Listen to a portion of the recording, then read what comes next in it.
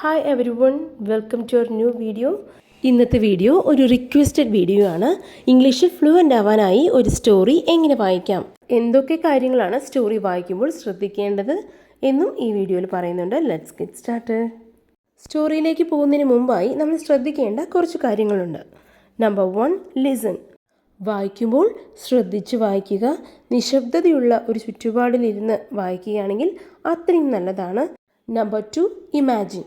ഏത് സ്റ്റോറി വായിക്കുമ്പോഴും ആ കഥാപാത്രം നമ്മളാണ് എന്ന് സങ്കല്പിക്കുക. ആ കഥയിലുള്ള ഇമോഷൻസ്, എക്സ്പ്രഷൻസ് എല്ലാം വായിക്കുമ്പോഴും നമ്മളാണ് പറയുന്നത് എന്ന് ഇമാജിൻ ചെയ്ത് വായിക്കുക. Next, repeat. സ്റ്റോറി വായിക്കുമ്പോൾ കാണുന്ന ചില സെൻറ്റൻസുകൾ നമ്മുടെ ഡെയിലി ലൈഫിൽ ഉപയോഗിക്കാൻ പറ്റും എന്നുണ്ടെങ്കിൽ റിപ്പീറ്റായി ഒരു 3-4 തവണ വായിക്കുക. Number 4, sentence structure. ഓരോ സെൻറ്റൻസ് വായിക്കുമ്പോഴും അതിലെ സബ്ജക്റ്റ് എന്താണ്, വേർബ് ഏത് ടെൻസിലാണ്, പ്രപ്പോസിഷൻസ് എന്താണ്, അതിൻ്റെ ഹെൽപ്പിംഗ് വേർബ് എങ്ങനെയാണ് വന്നിരിക്കുന്നത് എന്നെല്ലാം ശ്രദ്ധിച്ച് സ്ലോ ആയി വായിക്കുക.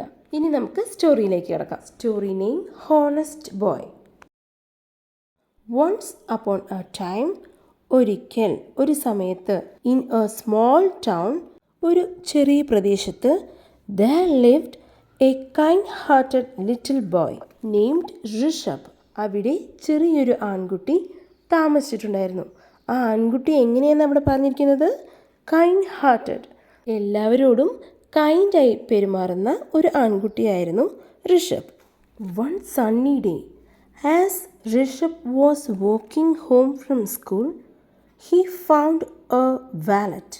നല്ല വെയിലുള്ള ദിവസം, ആസ് ഋഷഭ് വാസ് വാക്കിംഗ്, നടക്കുകയായിരുന്നപ്പോൾ, ഹി ഫൗണ്ട് എ വാലറ്റ്, അവൻ വാലറ്റ് കാണുകയുണ്ടായി. വാലറ്റ് എന്നതിൻ്റെ അർത്ഥം ചെറിയ ബാഗ് എന്നതാണ്. വാലറ്റ് സ്കൂളിൽ നിന്ന് വീട്ടിലേക്ക് നടന്നു വന്നുകൊണ്ടിരിക്കുമ്പോൾ കാണുകയുണ്ടായി. ഈ ഒരു സെൻറ്റൻസിൽ ചിലപ്പോൾ ഡൗട്ട് വന്നേക്കാം, കണ്ടു എന്നുള്ളത് സ എന്ന് പറഞ്ഞാൽ പോരെ, എന്തിനാ ഫൗണ്ട് എന്ന് പറയുന്നത് എന്ന്. വാലറ്റ് എവിടെ ഉണ്ടാവുക? ഒന്നുമില്ലെങ്കിൽ പോക്കറ്റിൽ, അല്ലെങ്കിൽ വീടിനകത്ത്. പക്ഷേ റോഡിൽ വാലറ്റ് ഉണ്ടാവുമോ? ഇല്ല. അപ്പോൾ അത് സാധാരണ ഇരിക്കുന്ന ഒരു സ്ഥലത്തല്ല ഇരിക്കുന്നത്. അതുകൊണ്ടാണ് അവിടെ ഫൗണ്ട് എന്ന് യൂസ് ചെയ്തിരിക്കുന്നത്. ഈ ഒരു സെൻറ്റൻസിൽ ഗ്രാമർ നോക്കാം. Was walking, Rishabh was walking എന്നാണ് പറഞ്ഞിരിക്കുന്നത്. വാസ് കഴിഞ്ഞാൽ വാക്കിൻ്റെ കൂടെ ING form of the verb വന്നിട്ടുണ്ട്. പാസ്റ്റ് ടെൻസ് ആണ് ഉപയോഗിച്ചിരിക്കുന്നത്. ഋഷഭ് പിക്ഡ് ഇറ്റ് അപ്പ്, അതിനെ എടുത്തു. ആൻഡ് ഓപ്പൺഡ് ഇറ്റ്, അത് തുറന്നു നോക്കി. To see if you could find any identification, എന്തെങ്കിലും തിരിച്ചറിയൽ രേഖ അതിനകത്ത് നിന്ന് കിട്ടുമോ എന്നറിയാനാണ് ഋഷഭ് അതെടുത്ത് തുറന്നു നോക്കിയത്. Inside he found some money and a few credit cards. അതിനകത്ത് എന്തായിരുന്നു? കുറച്ച് പൈസയും ഏതാനും ക്രെഡിറ്റ് കാർഡ്സും അതിനകത്ത് ഋഷഭ് കണ്ടത്. ഇൻസ്റ്റെഡ് ഓഫ് കീപ്പിംഗ് ഇറ്റ്, അവൻ്റെ കയ്യിൽ വെക്കുന്നതിന് പകരം, ഹി ഡിസൈഡഡ്, അവൻ തീരുമാനിച്ചു, to return to its owner, ആ വാലറ്റിൻ്റെ ഉടമ ആരാണോ അവർക്ക് തന്നെ അത് തിരിച്ചേൽപ്പിക്കാൻ. To return to its owner, അവൻ തീരുമാനിച്ചു. He decided. Rishabh started asking around the neighbourhood if anyone had a wallet. Rishabh ചുറ്റുമുള്ള അയൽക്കാരോട് ചോദിക്കാൻ തുടങ്ങി.